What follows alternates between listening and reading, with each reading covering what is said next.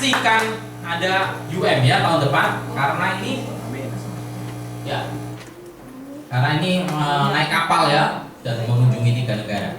Oke, dan ini saat yang kita tunggu-tunggu. Kita akan mau belajar lagi ya pada seseorang yang luar biasa ya. Sosok ini masih muda ya, tetapi luar biasa pencapaiannya ya.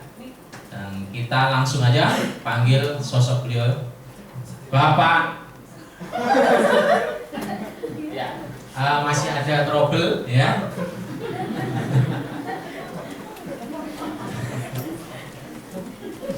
Iya. Ya, kita panggilkan beliaunya, yaitu Bapak Edi Susanto. Hah? Oh iya, kita lihat dulu.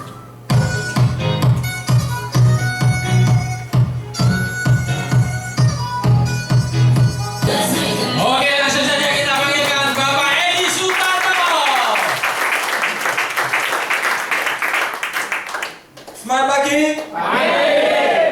Berdiri teman-teman ya, biar semangat. Semangat pagi. Pagi. Semangat pagi Prudential. Luar biasa, dahsyat, fantastis. Yes, yes, yes. Ya, tepuk tangan untuk kita semua. Jadi terima kasih banyak untuk sambatan yang sangat luar biasa. Terima kasih banyak sebelumnya sama interview saya. Akhirnya saya punya kesempatan untuk hadir di Harvest Agency ya. Terima kasih banyak Pak Kanko, terus Ko Prengki dan Bu Citra ya, yang telah mengundang saya. Bu Citra, sorry.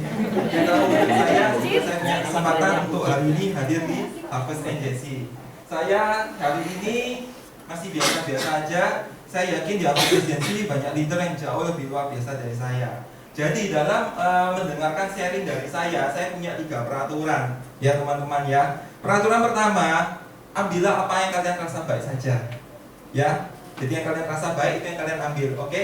Peraturan kedua, apa yang saya katakan, apapun semua yang saya katakan, leader kalian yang punya jawaban yang paling benar ya. Jadi yang saya katakan, apapun itu, tapi leader kalian yang paling benar, oke? Dan peraturan yang ketiga dan yang paling penting, silakan menikmati acara saya. Oke, sebelumnya saya di sini nggak bawain materi apa-apa ya teman-teman ya. Soalnya kalau materi kalian bisa baca sendiri di buku. Dan saya juga bukan tipe orang yang suka bawa materi, karena kalau bawa materi saya bawaannya itu jadi kayak lagi baca buku gitu. Jadi nanti kalian pasti bosen deh.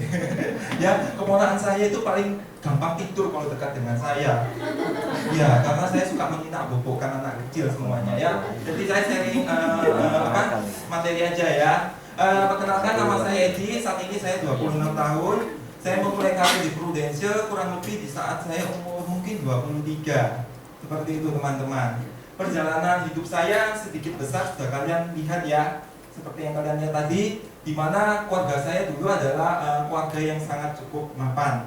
Ya, kami sekeluarga lahir dan besar di Bagan Siapi-api. Oh, bukan besar. Lahir di Bagan Siapi-api, cuma saya anak paling kecil. Saya anak ke-6 dari 6 bersaudara. Ya, jadi mama saya prinsip banyak rezeki banyak anak, papa saya prinsip banyak rezeki banyak anak. Dan itu yang terjadi ya teman-teman ya. Cuma saya anak kebobolan katanya. Cuma gini anak kebobolan sekarang yang paling dibanggakan mama katanya. Ya, jadi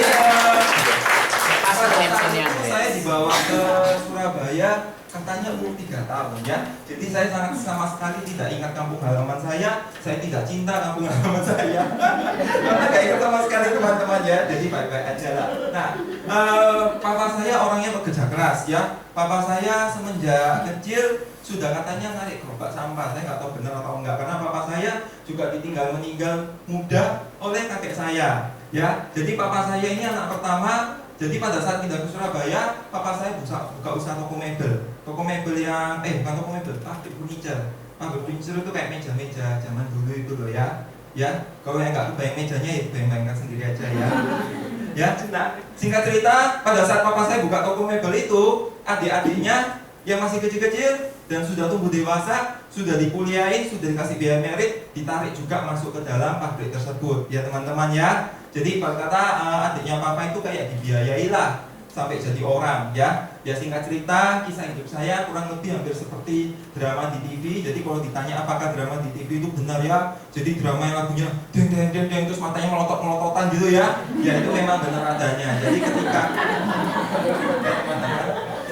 ketika kita melihat papa saya tiba-tiba tidak ada, adik-adik papa saya itu hilang semua, nggak tahu kemana ya. Kalau yang dulu menjelang lebaran, adik ipar pasti rajin telepon bibi saya, jadi ya rajin telepon ya, panggilnya Ape. Ape itu kayak apa ya, kakak ipar yang paling besar gitu ya. Ape nanti lebaran mau kemana dan mau kemana seperti itu. Tapi begitu papa saya kena kanker dan akhirnya pun juga meninggal, telepon itu kayak lupa nomor telepon rumah kita begitu loh ya. ya. Nah, mama saya dendam sekali. Bukan Mbak Siti ya.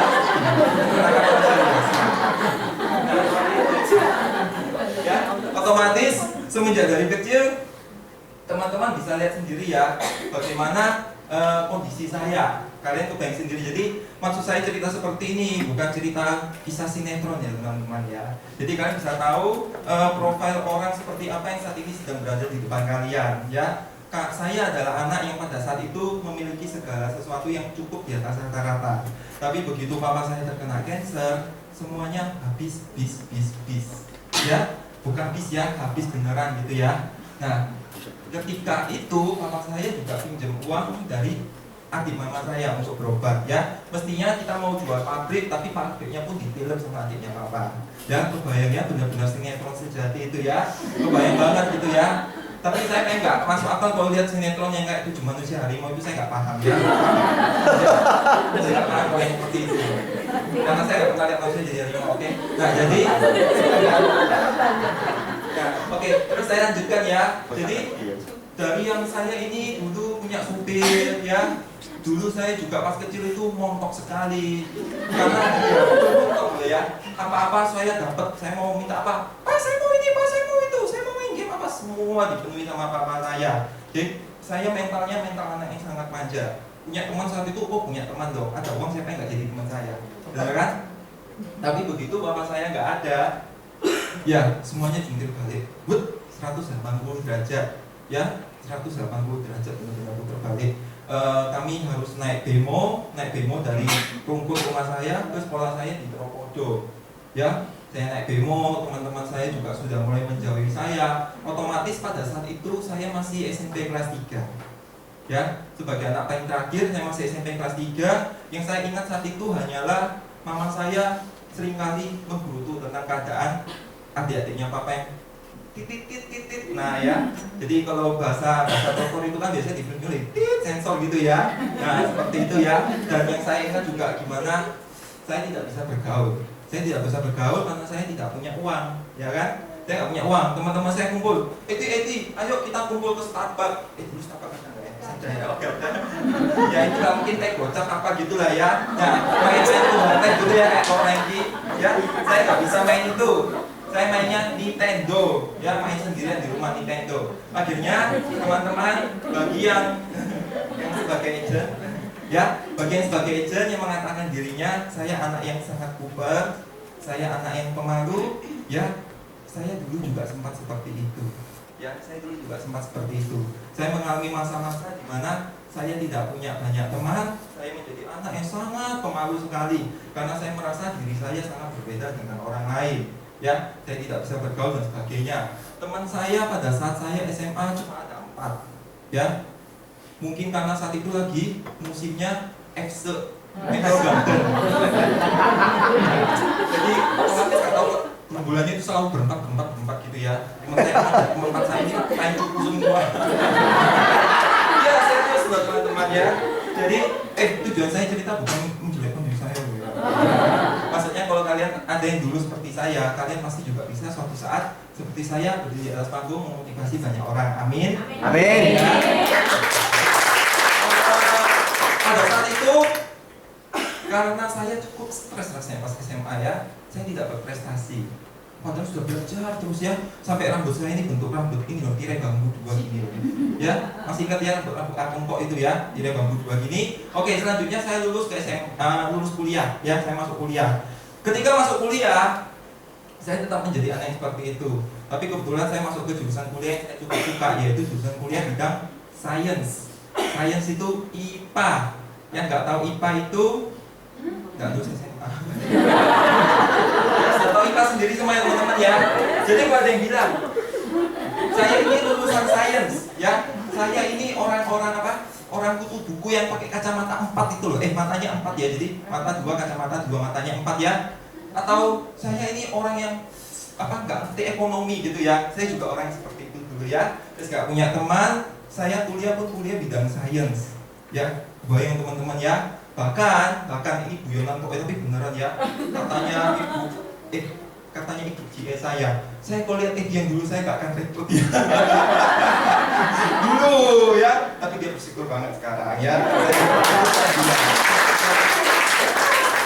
Pada saat kuliah, kebetulan saya cukup berprestasi teman-teman, karena bidang ilmu yang saya masuki itu saya kuliah di Ubaya, saya lulusan Ubaya, saya masuk tahun 2007, saya lulus tahun 2011, ya kan? Saat itu saya mengambil jurusan teknobiologi, ya. Teknobiologi itu aplikasi gampangnya itu bikin tempe, bikin yogurt, ya. Aplikasi lebih canggih lagi itu bikin manusia cloning, ya.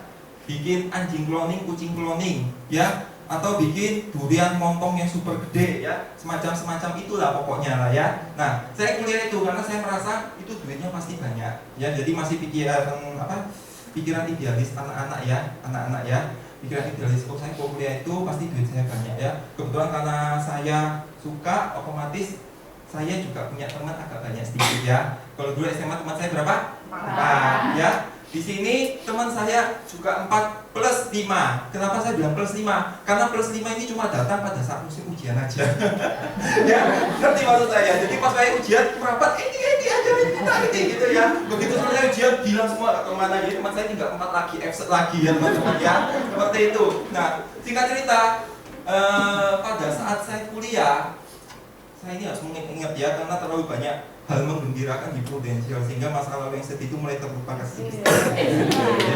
Nah, saat kuliah, saat saya masih semester 5, kakak kelas saya itu sudah mulai lulus, ya. Jadi angkatan pertama sudah mulai lulus di saat saya kuliah semester 5. Di saat saya kuliah semester 5, saya bertanya kepada kakak-kakak kelas saya, apa pekerjaan yang Anda jalani? Apa pekerjaan Anda jalani? Apa yang pekerjaan Anda jalani? Ya, singkat cerita itu cuma basa-basi. Ya, tujuannya terakhir saya tanya, uangnya Anda, gaji Anda berapa? Seperti itu. Ya, saya pada saat tahun itu jadi 2007, 2008, 2009. Ya, 2009. Gaji yang mereka terima rata-rata kurang lebih paling gede 5 juta. 5 juta ya. Nah, saya bisa coret-coret ya. Bisa ya.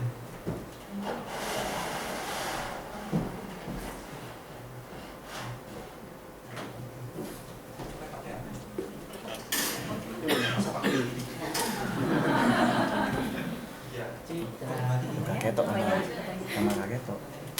Ah, ini.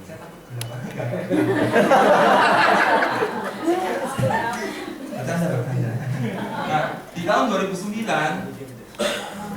ya.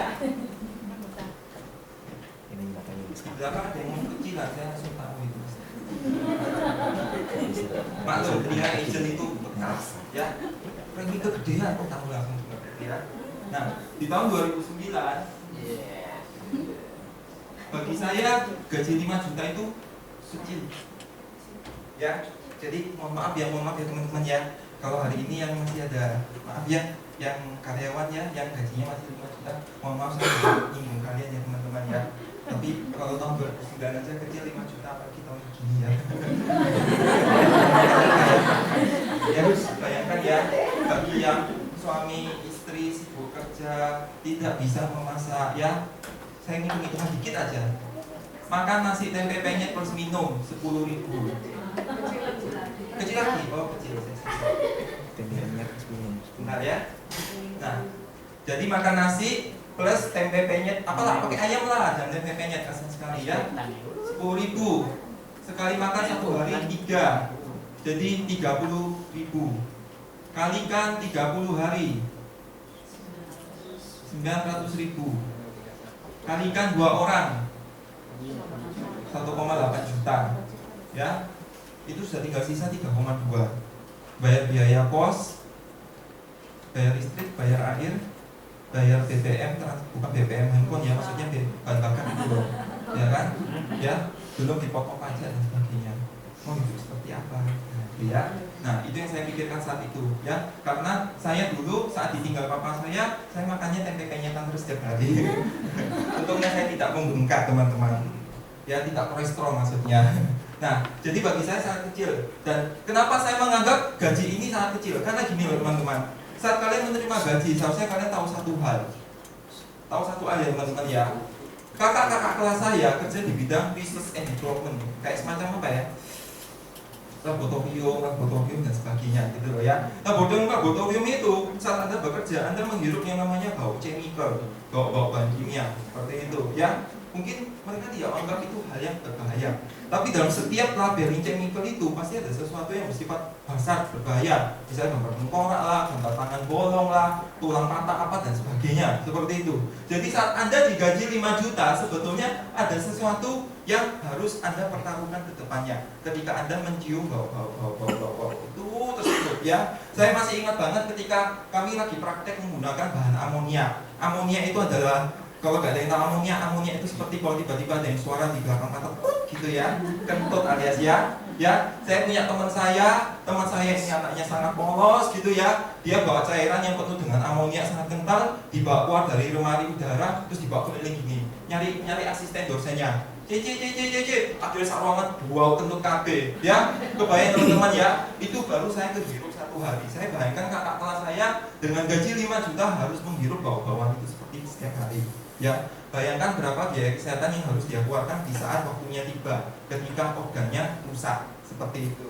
Ya teman-teman ya, jadi bagi saya gaji 5 juta nggak ada artinya tahun 2009 ya. Dan saya menganggap ini nggak ada artinya. Kenapa? Karena saya menganggap hidup ini harus ada tantangannya lebih cepat maju. Ya, kalian lihat teman-teman gimana untungnya ya. Untungnya saya ini sudah pernah menikmati rasanya jadi orang kaya ya. Jadi ketika papa saya masih hidup, saya tahu hidup jadi orang kaya itu rasanya seperti apa ya. Jadi ketika papa saya jatuh miskin, saya juga ikut jatuh miskin ya. Saya merasakan saya nggak mau hidup miskin ya. Saya tahu hidup ini sangat indah ya. Ada istilah yang namanya YOLO, you only live once. Anda hanya hidup 1 kali ya. Jadi bukalah jendela dunia Anda lebar-lebar ya, dan nikmati dunia itu selama kaki kita masih kuat teman-teman ya. Jadi jangan hidup gitu-gitu aja. Jadi bagi saya gaji 5 juta itu benar-benar gak ada artinya tahun 2009. Saya terus berpikir, pekerjaan apa yang bisa memberikan saya gaji paling tinggi. Saya terus mencari ya, dan saya menemukan Prudential. Oh bukan teman-teman ya. Saya tekan saya tekan nanti. Nah terus nanti lupa kabis skenario ini ya. Jadi gini, saya mencari-cari dan saya tahu ternyata kerjaan yang paling banyak duitnya itu marketing, teman-teman ya. Kerjaan yang paling banyak duitnya itu marketing. Sebetulnya ada 5 pekerjaan yang bisa memberikan Anda 5 cara yang bisa memberikan Anda banyak uang ya. Yang pertama, menikah menjadi menantunya orang kaya. Tapi kalau jadi menantu orang kaya, Anda akan seperti kuda ya, ditutup gini terus ditarik-tarik terus setiap hari ya. Jadi gak bisa punya bebas keinginan. Atau yang kedua, jualan narkoba ya, jangan. Sekarang hukumannya hukuman rest in peace ya, berpulang, UP jiwa tidak cair ya rasanya ya. Dan yang 3 lainnya saya tidak akan sebutkan, kalian pasti akan tahu sendiri, pokoknya gak baik-baik. Karena sebetulnya saya juga gak ingat 3 lainnya apa. Seperti itu. Jadi pekerjaan yang saya cari saat itu yang banyak duitnya adalah marketing. Kenapa saya mencari marketing? Karena itu kerjaan yang duitnya paling banyak. Saya dengar dari kakak saya dengar dari mama saya gitu loh ya. Oh ya, saya lupa bilang ya, saat papa saya sudah bangkrut, sudah meninggal, untungnya papa saya nyisakan 1 toko. Tokonya itu ngontrak. Dari toko yang ngontrak itu kita bayar utang, bayar uang sekolah, makan dan sebagainya dari toko itu. Seperti itu. Jadi untungnya gini, sebetulnya pekerjaan marketing itu bukan pekerjaan yang harus kalian kuliah kok, ya kan? Saya memutuskan saya nggak kuliah marketing saat itu. Kenapa? Karena di toko saya pindah jualan, ya. Jualannya apa? Jualan lemari, ya. Entah lemari ini bagus, entah lemari ini sudah ada bolongnya sedikit, pokoknya yang penting jadi uang. Mulut saya pasti lamis ngomongnya, ya. Seperti itu, ya, lamis ngomongnya. Tapi kalau sudah di luar bicara lemari, sudah wayai buka nota kayak gini sama customer ya, saya nggak bisa ngomong apa-apa lagi, ya. Jadi saya tipe orang yang kalau ngomong ada bukunya aja. Kalau nggak ada bukunya saya nggak ngomong, ya. Itu yang disebut dengan kalian kepepet, ya. Ketika ada customer datang, wah ini bisa buat bayar utang, ya, bisa buat bayar itu, ya. Ya, bagaimana kalian membuat situasi kalian kepepet, ya kalian sendiri yang paling tahu, ya. Bukan leader kalian, tapi kalian harus sadar sendiri, ya. Itu sedikit pepatah. Lalu berikutnya lanjut. Ketika itu saya akhirnya memutuskan saya harus kerja di bidang marketing. Tapi sayangnya saya sudah kuliah di bioteknologi dan sangat bagus. Setelah saya lulus kuliah, saya buka 7 semester, saya kumlot ya 3,51. Catatan saya sebagai asisten dosen sangat banyak. Tapi saya nggak mau kerja di bidang laboratorium, saya mau bidang itu apa, marketing, ya. Saya melamar marketing banyak perusahaan, gak motivasi saya, ya nggak tahu gimana lah ya. Akhirnya di tahun saat saya sedang tipsi, saya sudah kerja di Bampanin sebagai dealer falas. Ya, saya jualan falas, ya. Saya jualan falas, kerjanya cuma ngomit telepon, ada customer order, ya sudah, gitu ya. Saya hebat loh kalau ngomit telepon teman-teman, ya. Jadi ngomit gini satu, bahkan sampai 3 telepon akhirnya ditaruh semua ke saya, ya.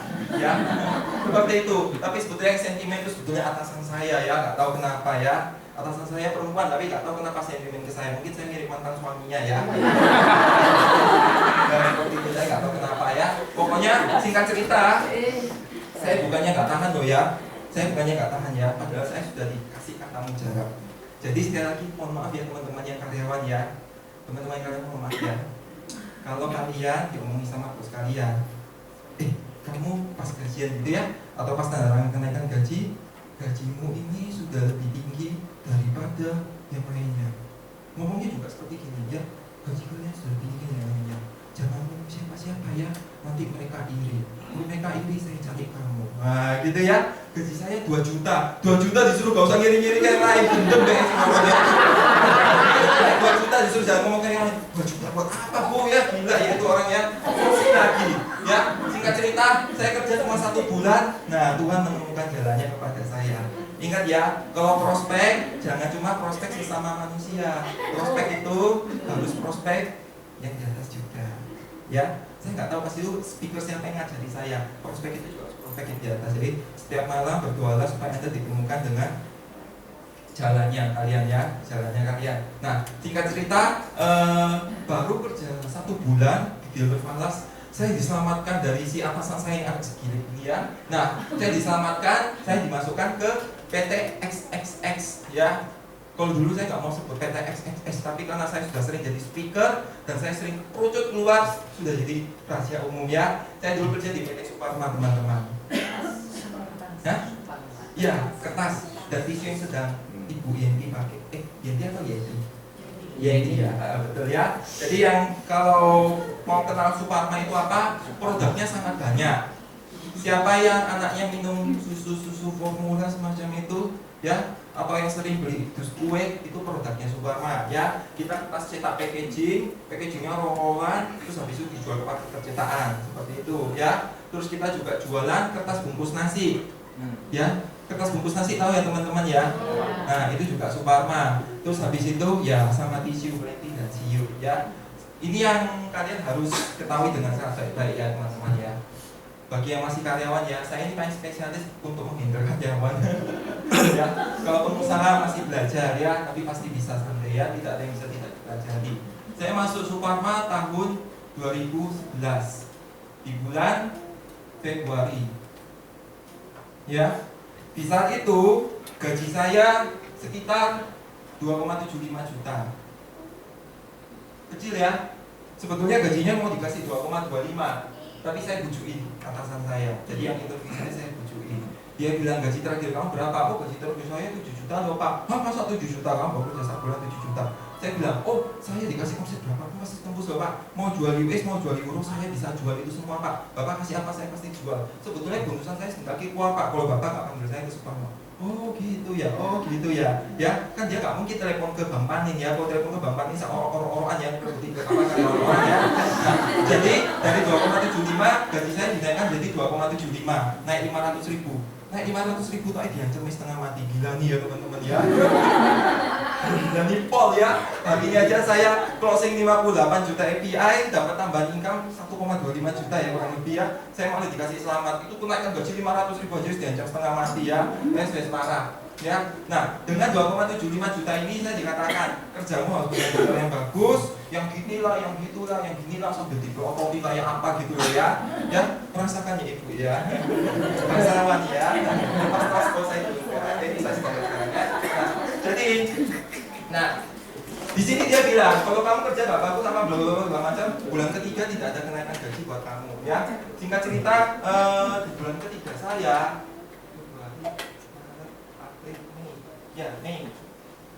Mei 2011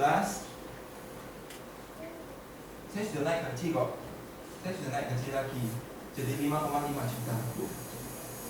Ya, jadi dalam 3 bulan kemudian saya naik gaji jadi 5,5 juta. Ya, dan saya mulai dicanang-canangkan untuk menjadi seorang calon SPV.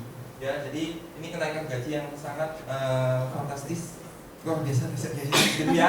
Saya nggak tahu slogan itu dulu ya. Ya, bagi saya ini ya cukup luar biasa. Seperti itu ya. Dan ini terus berlanjut. Sebentar, saya agak lupa ya. Saya tulis saja saat saya resign. Ya, saya resign di bulan Oktober 2013. Terus gejolak saya terjadi di bulan Desember tahun 2012. Nah, ini 2012. Ini 2013. Saya sudah mulai melupakan bagian-bagian yang cukup kelam dalam hidup saya. Ya, bagian yang kelam itu cukup dipelajari aja. Ya, oke. Nah, di bulan Desember tahun 2012, income saya kurang lebih sudah jadi 9 juta. Ya, 9 juta sekian lah. Pokoknya kalau dipotong pajak, dipotong apa bersih 9 juta. Mestinya secara angka 10 juta. Jadi kurang lebih dalam ini nggak sampai 2 tahun ya teman-teman ya. Gak sampai 2 tahun, saya sudah mengalami kenaikan gaji 100%.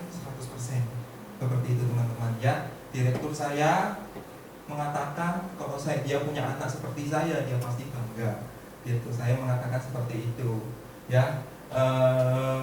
Ya itulah ya. Pokoknya ingat ya teman-teman yang karyawan, kalau bos Anda mengatakan hal-hal yang memuji atau ya apa ya, sebetulnya ada sesuatu yang dia lakukan juga ya. Singkat cerita, bagaimana saya bisa mendapatkan income sampai 9 juta, 5,5 juta dan naik terus seperti ini ya. Ini bukan cerita yang sangat mudah teman-teman. Di saat saya masuk, saya kerja di bidang packaging. Packaging itu yang kertas cetakan itu ya, saya berhubungannya sama orang pabrik. Saya memang marketing, tapi saya bukan marketing yang ketemu sama orang, halo bapak atau ibu gitu, saya enggak ya. Saya marketing yang produknya produk aku. Jadi kalau produk aku, saya lihat orang, kamu bukan profilnya customer kita, maaf ya nggak bisa gitu ya. Jadi saya marketing yang juaji ya, yang sombong-sombong gitu ya. Ya, jadi kalau saya nggak cocok, saya pasti nggak ambil.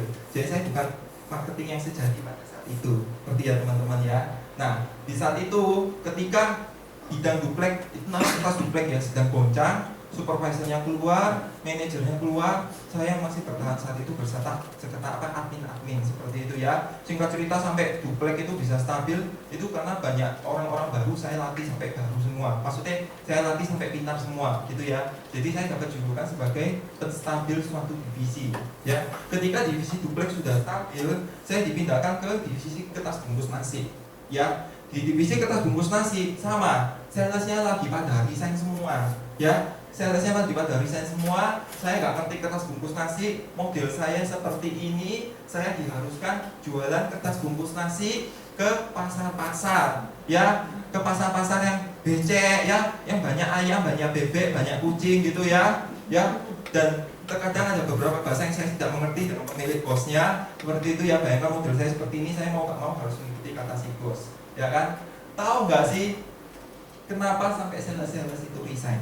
Ya, teman-teman, saya akan memberikan suatu logik kepada Anda. Ya, ketika suatu produk semakin laku, ya, ketika suatu produk menjadi rebutan masyarakat, ya, semua orang mencarinya, ya, maka perusahaan tidak membutuhkan marketing yang berkomisi.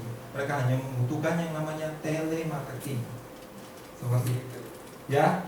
Mereka cuma butuh yang namanya telemarketing yang digaji tetap, yang tinggal take in order, nagih bagiannya finance. Ya, jadi ketika Anda, teman-teman yang masih karyawan atau mungkin yang leader itu bisa ngajak ke agent, saya menekankan selalu ke dalam tim saya. Ketika Anda merasakan terutama saat menjual insurance itu butuh perjuangan, bukan susah loh ya, butuh perjuangan ya, karena memang Anda dibayar dengan komisi yang sangat mahal. Komisinya kita berapa? 99. Totalnya berapa? 99. Loh, saya kemarin baru dengar sharing komisi kita ini 100,5. Ya, sudah naik 100,5 ya. Tak tulis sedikit aja ya. Kalau komisi saya tulis kecil-kecil pasti kalian sudah kelihatan sendiri. Ya, jadi 12%, terus 30% tambah 13,5, terus di sini 5. Jadi komisi kita sekarang skenario-nya seperti ini. Saya juga baru tahu kok.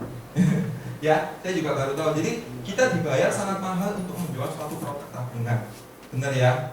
Ya, kita dibayar sangat mahal untuk menjual suatu produk tabungan karena kita masih memperjuangkan bagaimana perkembangan insurance ini di Indonesia. Jadi ketika kalian merasakan, ya ampun, mau iki cek megenone, ya memang sepantasnya. Ya, kalau produk itu sudah sangat laku dan dicari oleh orang-orang, kita tidak akan dibayar semakin.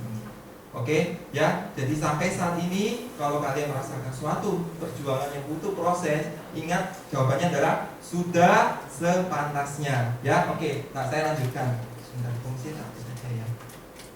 Ya, nanti cukup. Nah, terus habis itu dari sini saya mengenal Prudential awalnya itu di bulan Mei tahun 2012. Jadi di sini.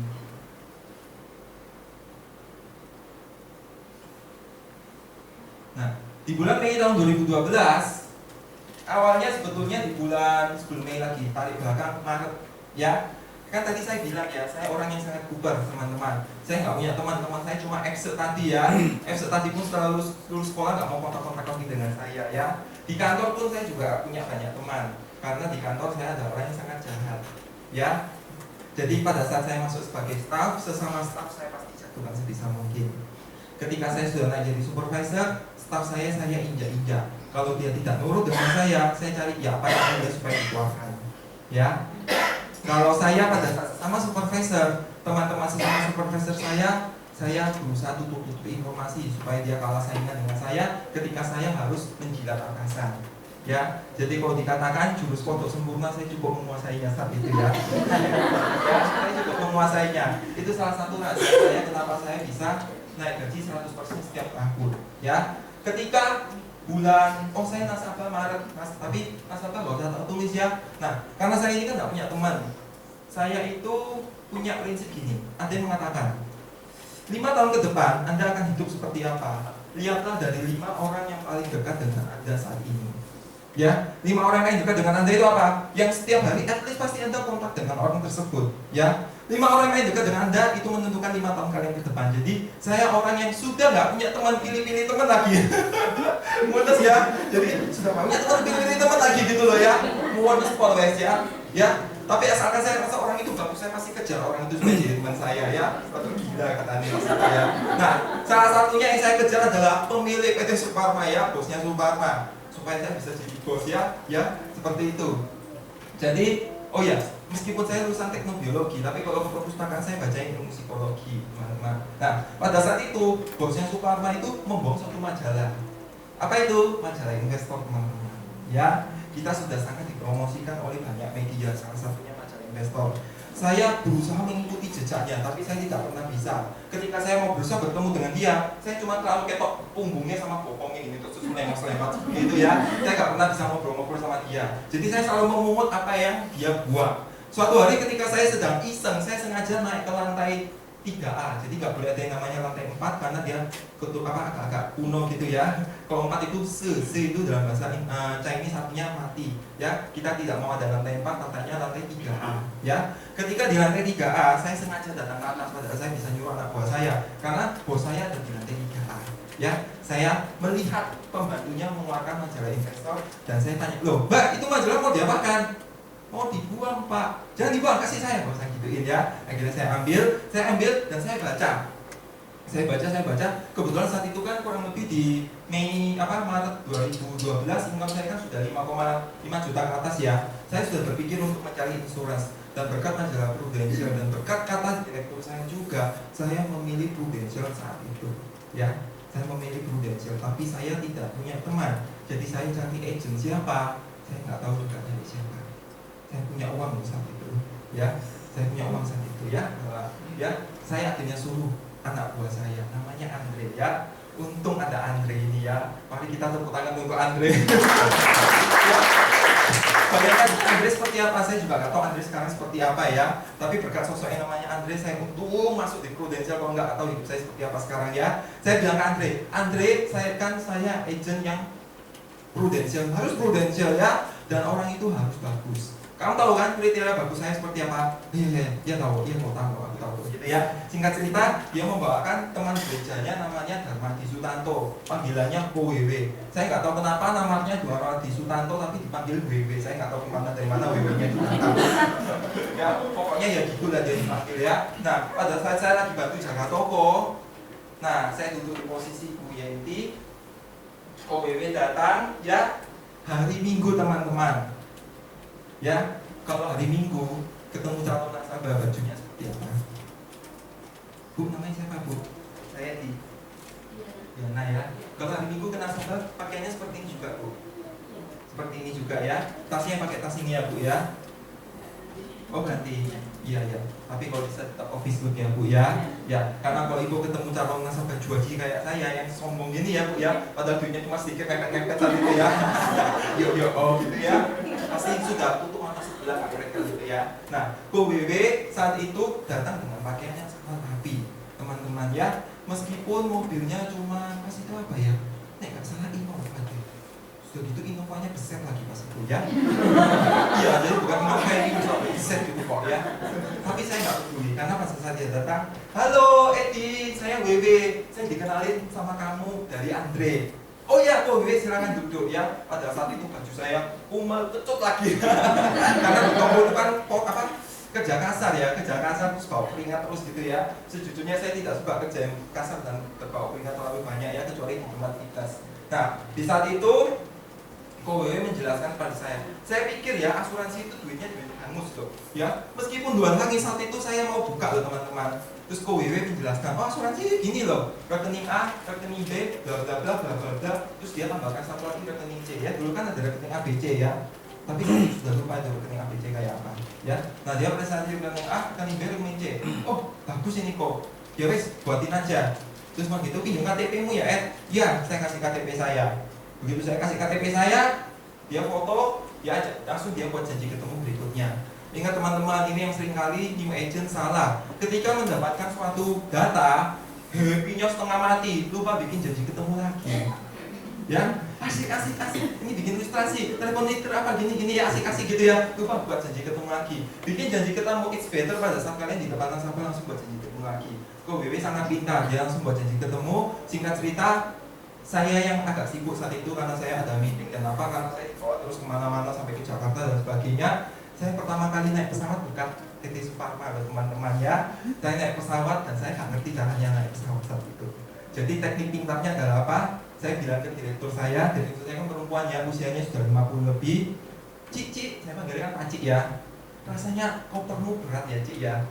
Iya kamu pengertian deh gitu ya. Sini Cik tak geretkan aja ya. Kalau kita geretin koper otomatis kan kita di belakang ya. Jadi dia yang jalan aku ngikuti aja gitu ya. Daripada isi nanti salah gitu ya. Ya ilmu saya di PT Suparma saya sangat banyak. Ingat teman-teman ya, meskipun saya dulu karyawan, kalian yang masih karyawan ya, apapun hidup yang telah kita lalui itu semua ada artinya. Tidak ada yang namanya hidup dilalui dengan sesuatu yang sia-sia, membuang waktu nggak ada. Ada hikmahnya pasti yang bisa kalian ambil. Saya banyak belajar dari tempat kerja saya dulu Suparma ya. Nah, singkat cerita, saya ketemu dengan WW untuk closing kedua. Saat closing kedua, dia jelaskan premi 500.000 sama 750. Nah, itu teman-teman ya, pada saat itu gaji saya 5 juta lebih. Mungkin sudah berapa ya, saya agak lupa sih. Soalnya income kecil ya, makanya saya nggak ingat lagi sekarang ya. Nah, mungkin karena dia baju saya, sombong ya. Saya kasih jarum biar menurut sedikit ya. ya. Nah, jadi saat itu mungkin karena aku lihat saya ini celana pendekan terus bawa setengah mati, tidak dapat duitnya gitu kali ya. Padahal saya nabung 1 juta mampu loh. Dia cuma ngasih 500 sampai 750. Kalau ngasih 500 sampai 70, nasabah pilihnya berapa? 500. Iya benar ya. Jadi jangan menilai kemampuan nasabah cuma dari penampilan. Penampilan memang nomor 1, tapi yang kedua kalian harus backfinding lebih jauh lagi. Ya, seperti itu ya. Hati-hati ya teman-teman agent ya. Saya fokus teman-teman agent aja ya. Nah, untuk teman-teman leader nanti ada setelah saya promosi UM. Nah, pada saat itu saya sudah closing premi 500 dan saya adalah dalam keluarga saya yang punya asuransi kedua loh. Dari saya kan 6 bersaudara, tapi yang keempat sudah meninggal karena dari lahir sudah kelainan flek jantung yaitu 5. Mama saya punya asuransi saat itu preminya cuma 350. Itu pun ikut karena kakak saya adalah mantan agent Prudential yang gagal. Ya, jadi kakak saya adalah mantan agent Prudential yang gagal. Nasabahnya cuma 1 yaitu mama saya. Preminya 350. Mama ikut karena kasihan. Ya, tapi juga mama sebetulnya pas tak tanya, pas saya sudah cukup mapan seperti ini ya, saya tanya, mama, dulu kita hutangnya banyak, mama kok berani ya buka polis? Karena saya sedang merenung ya, saya merenung, nasabah ini duitnya enggak, nasabah ini duitnya mepet, bisa nggak tak tawari asuransi ya? Saya kan tanya mama saya cuma bilang, Edi, kita nggak ada, kamu sudah nggak ada apa-apa gitu loh. Dulu saat kok nawar asuransi, mama cuma mikir, oh tuh sampai mama naik sakit, mama bebani kalian dan tidak meninggalkan warisan apa-apa. Jadi ya, mama buka dikit-dikit aja pas itu 350. Meskipun jujur mamaku tidak tahu apa isi proteksi yang dimiliki. Ya, bahkan kokoku yang sebagai agent pun tidak mengerti dengan cukup jelas atas determinasi. Ya, dia menganggap rumit adalah UHS loh teman-teman. Ya, saya sempat ngokok-ngokokan sama dia, mas saya sudah jadi agent. Nah, singkat cerita, saat saya sudah jadi nasabah, saya orang yang sadar insurans ya di keluarga saya. Nah, ini pinternya KWW.